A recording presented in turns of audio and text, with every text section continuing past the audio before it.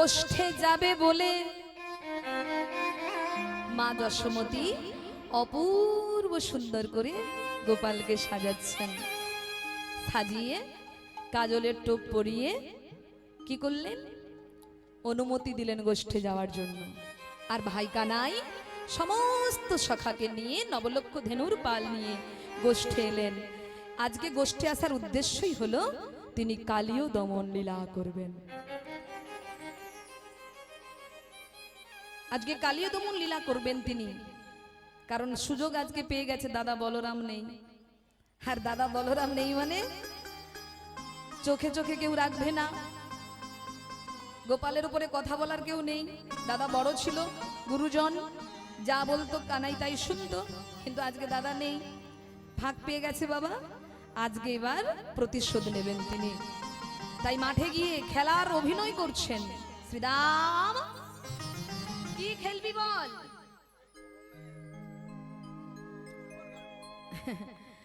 সখাগণ এক এক করে খেলার নাম বলে, কানাইয়ের কোনোটাই পছন্দ নয়। তা গোবিন্দ তো ভীষণ চালাক বাবা, আমরা নিজেদেরকে নিজেরা যতই চালাক চতুর মনে করি, ওনার কাছে সবাই পরাজিত। হ্যাঁ, তা ভগবান বলছেন আজকে ওসব খেলা খেলবো না, আজকে একটা নতুন খেলা খেলবো। কি খেলা নতুন? বলে আজকের খেলা হবে কাঁধে চড়া আর কাঁধে করা। কাঁধে চড়া খেলবো, কাঁধে চড়া খেলবো, কাঁধে চড়া খেলবো, কাঁধে চড়া খেলবো। এই ইচ্ছা আমার সুবল, কাঁধে চড়া খেলবো। এই ইচ্ছা আমার শুভ, কাঁধে চড়া খেলবো। কাঁধে চড়া খেলবো। সখাগণ বলছে কানাই তা কাঁধে চড়বে কে আর কাঁধে করবেই বা কে? কিরে তুই কাঁধে চড়বি না কাঁধে করবি? চড়বি, তুইও চড়বি। হরি বল। কেউ কি কাঁধে করতে চায়? সবাই বলছে আমি কাঁধে চড়বো, তাহলে করবেটা কে? এই দাঁড়া দাঁড়া, নিজেদের মধ্যে ঝগড়া করিস না, দাঁড়া, আমি একটা এর জন্য খেলা খেলছি। এই বলে গোবিন্দ দৌড়ে গিয়ে, বাবা বংশী বটের তলায় ছিল তো, দৌড়ে গিয়ে কি করছে, বংশী বট থেকে পাতা পাড়ছে। সখাগণ বলে কানাই পাতা নিয়ে কি করবি? বলে দাঁড়া না। এই বলে পাতা পেড়েছে।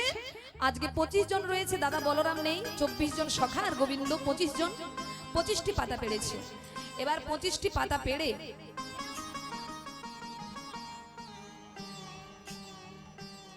এই যে আমার হাতে দেখছিস পাতা, ভালো করে দেখ, দেখেছিস? এর মধ্যে একটা ছেঁড়া পাতা আছে। তো এই ছেঁড়া পাতা আজকে যার হাতে পড়বে সে কিন্তু হবে আজকে খেলায় চোর।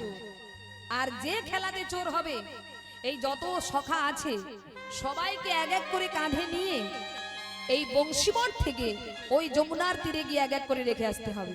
বুঝেছিস? কি বুঝেছিস তুই?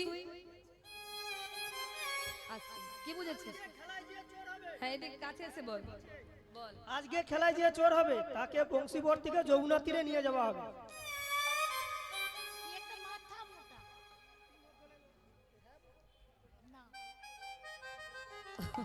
মায়েরাও ঠিক বলেছে, মানে বসে আছে এখানে, মন তো এইদিকে নেই, ওর অন্যদিকে মন।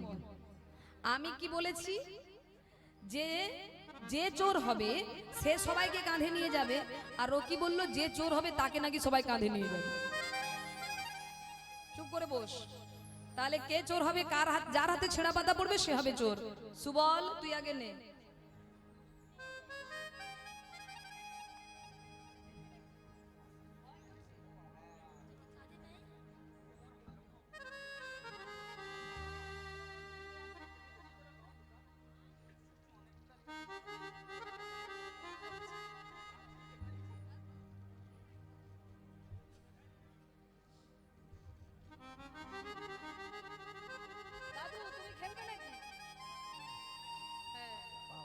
হরি বল।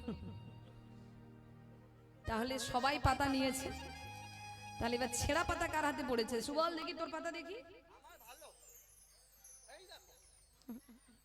তোর ভাগ্য ভালো, তোর দেখি। ও মা, আমারও ভালো। তোরও ভালো, সবার ভালো। আপনার হাতে ছেঁড়া পড়েছে নাকি? আপনার হাতে ছেঁড়া নেই তো? তাহলে কার কার হাতে ছেঁড়া? ছেঁড়া পাতা কার হাতে? দাদু তোমার হাতে পড়েছে ছেঁড়া। তাহলে ছেঁড়া পাতা কার হাতে? হ্যাঁ, আমার। তোদের ভালো মানে আমারও ভালো। আসলে কোনো পাতাটাই ছেঁড়া ছিল না, বিশ্বাস কর। বলছি তো তোদের ভালো মানে আমারও ভালো।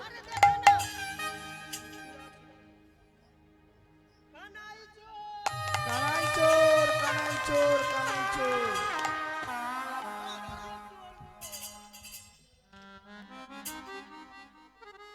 সেই না ছেঁড়া পাতা দেখে যে সখাদের কি আনন্দ বাবা, কি মজা। কানাই চোর হয়েছে, কানাই বলেছে যা যে চোর হবে তার কাঁধে সবাই চড়বো, তাই তো?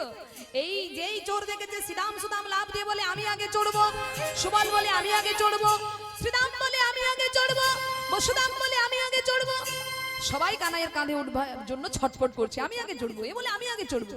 কি হলো?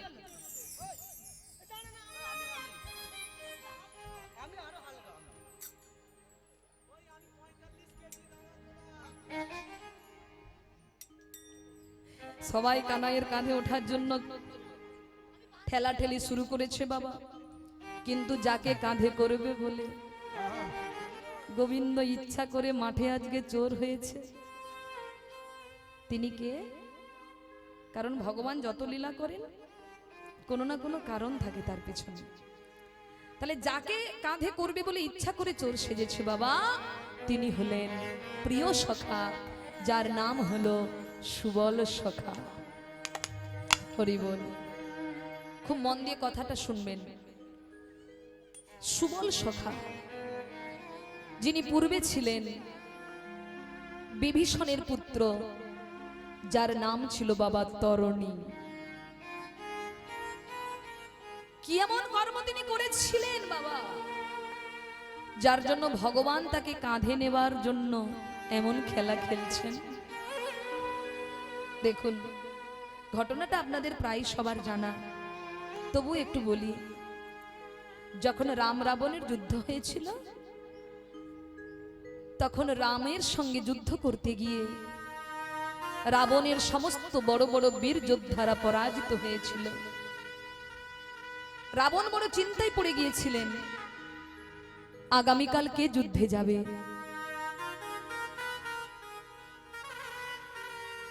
এমন সময় ছোট্ট তরুণী দৌড়ে এসে বলছে, জ্যাঠামশাই,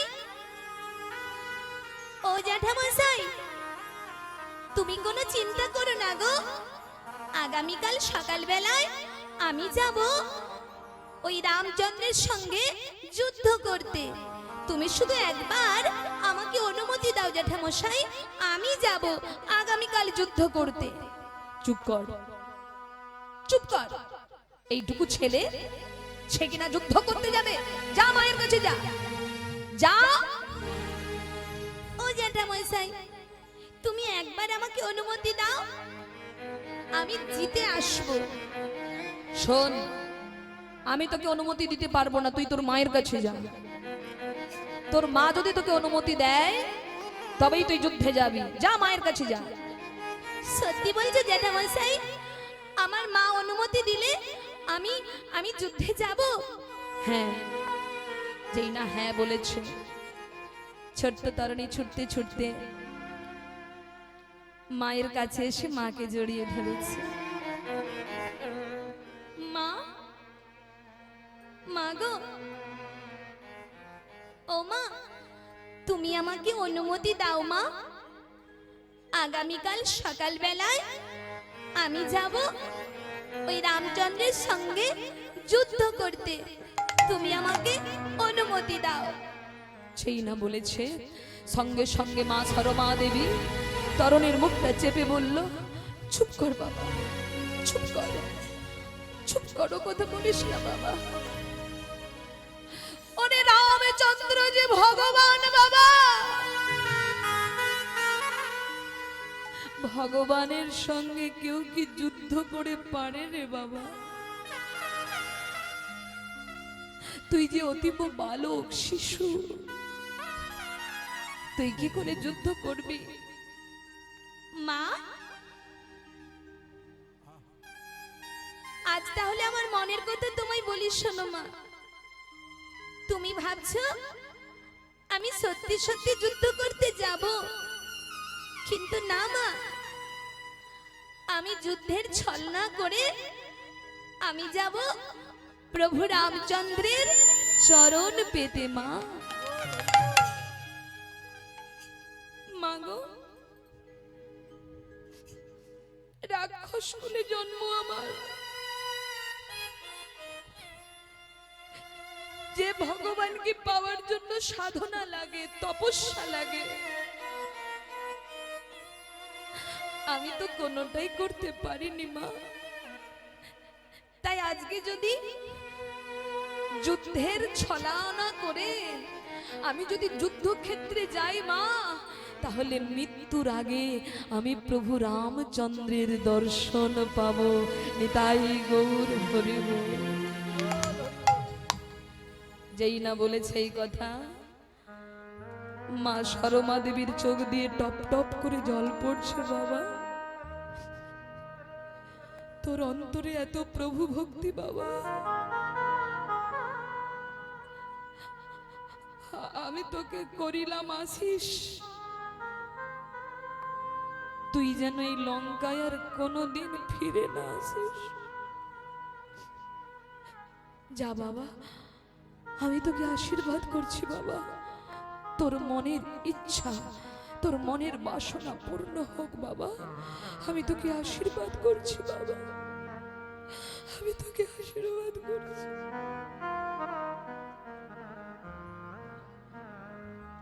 মায়ের চরণে প্রণাম করে ধনুর্বাণ হাতে নয়ে অন্তরে প্রভুর নাম গাইতে গাইতে তরণী গিয়ে উপস্থিত হলেন যুদ্ধক্ষেত্রে। হরি বল, হরি বল। বাবা, ভগবান কেমন লীলা করছেন দেখুন, ভক্ত ভগবানের কেমন লীলা। একদিকে রামচন্দ্র, একদিকে তরণী, একদিকে রামচন্দ্র বাণ হানে, একদিকে তরণী বাণ হানে।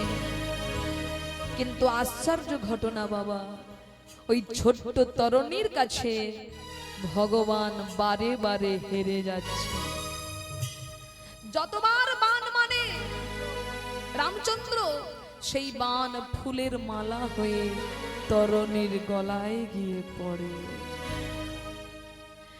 রামচন্দ্র বলছে, বিভীষণ, বিভীষণ, ওই বালকটিকে, বিভীষণ যাকে আমি পরাজিত করতে পারছি না, যার কাছে আমি পরাজিত হয়ে যাচ্ছি, বলো বিভীষণ, বলো ওই বালকটিকে বলো। বিভীষণ যেন চিনেও চিনলেন না বাবা, কি করে পরিচয় দেবে? ছেলে যদি ভালো হয় বাবা মায়ের বড় গর্ব হয় গো, সবার কাছে ডেকে হেঁকে বলে এটা আমার ছেলে। কিন্তু ছেলে যদি চরিত্রহীন হয়, ছেলে যদি দুরাচারী হয়, পাষণ্ড হয়, অমানুষ হয়, কোনো বাবা মা কি তার ছেলেকে নিয়ে 10-এর মাঝে গিয়ে বলে এটা আমার ছেলে? কি গো বলবে? কেউ বলবে না, কোনো পিতামাতা বলবে না। বিভীষণ পরিচয় দিতে চাইছে না কেন? না, যার চরণ পাবো বলে আমি সব ত্যাগ করে এসেছি, আর আমারই পুত্র কিনা আমার সেই প্রভু, আমার আরাধ্য ভগবানের সঙ্গে যুদ্ধ করতে এসেছে, এমন অমানুষ, এমন দুরাচারী, এমন পুত্রকে আমার পরিচয় দিতেও ঘেন্না করছে। কি করে দেবে পরিচয়? তাই চিনেও চিনলেন না, দেখেও দেখলেন না। কি হলো বিভীষণ? ওই বালকটিকে, যাকে আমি পরাজিত করতে পারছি না, যার কাছে আমি হেরে যাচ্ছি। বিভীষণ বললেন, প্রভু যেই হোক না কেন ও তো আপনার শত্রু, যার জন্যই তো যুদ্ধ করতে এসেছে, তাই আপনি ওকে পরাজিত করুন, হত্যা করুন। কিন্তু বিভীষণ, কত বাণ মারছি, কিছুতেই তো বালকের কিছু হচ্ছে না। তাই তুমি আমাকে বলো, কোন বাণ মারলে আমি ওই বালককে হত্যা করতে পারবো? কঠিন পরীক্ষা নিচ্ছেন বিভীষণের কাছ থেকে। সত্যি সত্যি মায়া ত্যাগ করে এসেছো, নাকি শুধু মুখে বলেছো যে তুমি আমার আমি তোমার? এখনো পুত্রের প্রতি মায়া আছে কিনা পরীক্ষা নিচ্ছে বাবা। কোন বাণ মারলে হত্যা করতে পারবো এই বালককে? বিভীষণ নির্দ্বিধায় বলে উঠলেন, প্রভু ওই বালককে মারতে গেলে অন্য কোনো বাণে ওই বালকের মৃত্যু হবে না। ওই বালককে মারতে গেলে আপনাকে বৈষ্ণব বাণ নিক্ষেপ করতে হবে। যেই না বলে দিল বাবা, রামচন্দ্র আর বিন্দু মাত্র বিলম্ব করল না, সঙ্গে সঙ্গে বৈষ্ণব বাণ আহ্বান করলেন। আর সেই বৈষ্ণব বাণ যেই না হাতে এলো, অমনি তরণীকে লক্ষ্য করে রামচন্দ্র বৈষ্ণব বাণ নিক্ষেপ করলো। আর ওই বাণ এসে কি করলো, তরণীর দেহ থেকে মাথাটা আলাদা করে দিল। একদিকে দেহ, একদিকে মাথা, আর ওই কাটা মস্তক, কাটা মুন্ডু চিৎকার করে বলে উঠল, জয় জয় শ্রীরাম, জয় জয় শ্রীরাম, জয় জয় শ্রীরাম, জয় জয় শ্রীরাম, জয় জয় শ্রীরাম, জয় জয়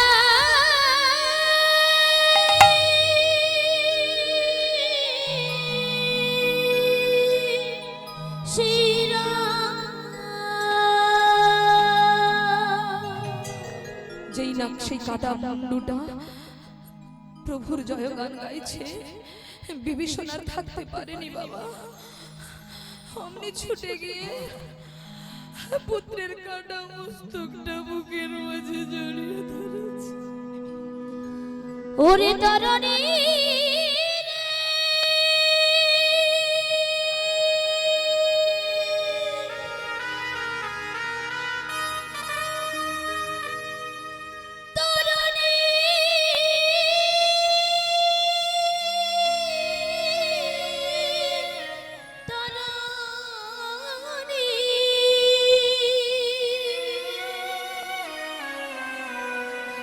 একবারই কথা বল তরণী,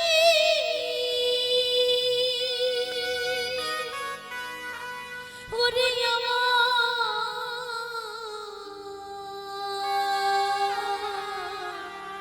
তরণী।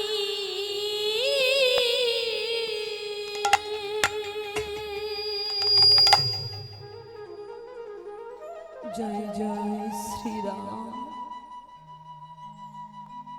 জয় জয় শ্রীরাম, জয় জয় শ্রীরাম।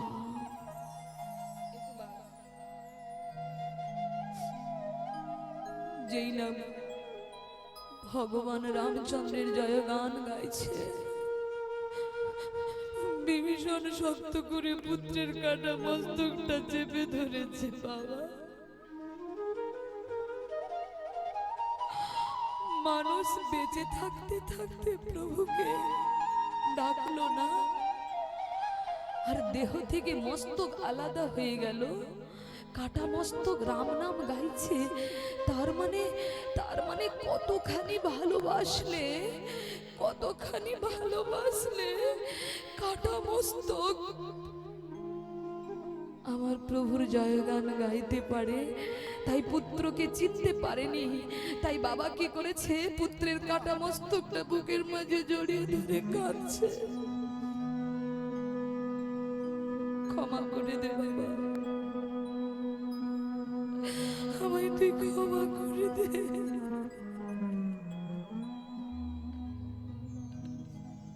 আমায় তুই ক্ষমা করে দে বাবা। আর যখন পুত্রের কাটা মস্তকটা জড়িয়ে কাঁদছে, রামচন্দ্র বললেন, বিভীষণ তোমার চোখে জল কেন?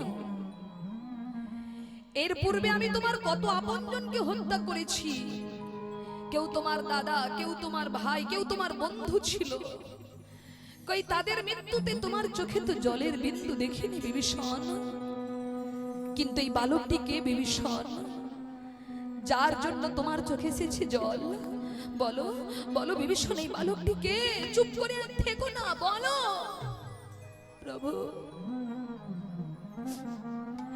এই বালকটি আর অন্য কেউ নয়, এ যে আমার একমাত্র পুত্র তরণী। প্রভু, প্রভু গো,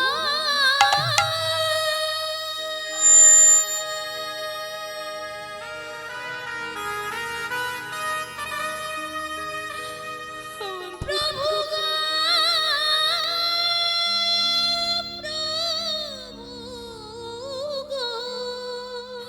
ও আমার পুত্র তরণী, ও যে আমার পুত্র তরণী,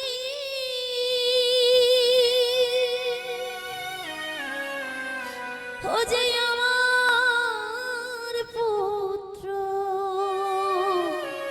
তরণী, প্রভু গো। কি বললে? তোমার পুত্র? প্রভু, আমার পুত্র দেখো প্রভু, দেহ থেকে মাথা আলাদা হয়ে গেছে, তবু তোমার জয়গান গাইছে প্রভু।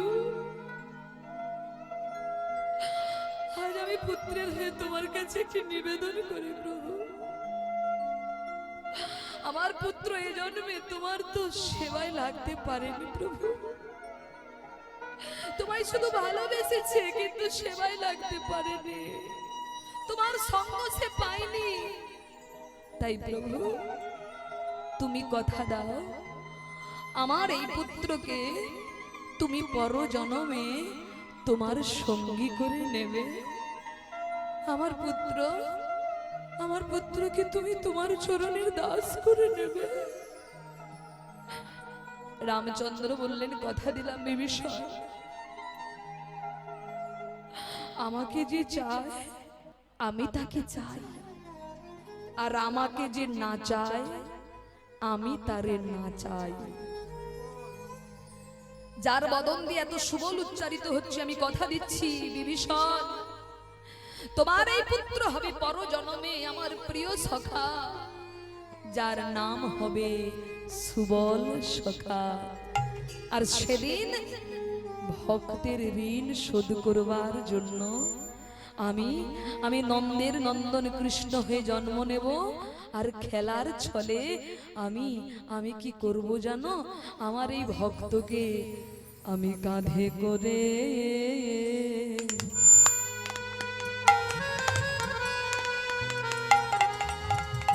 আমি বেড়াইব,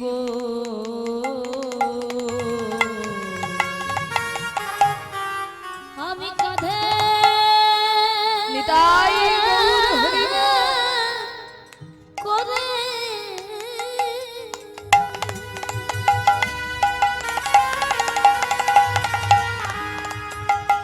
আমি যে বেড়াইব,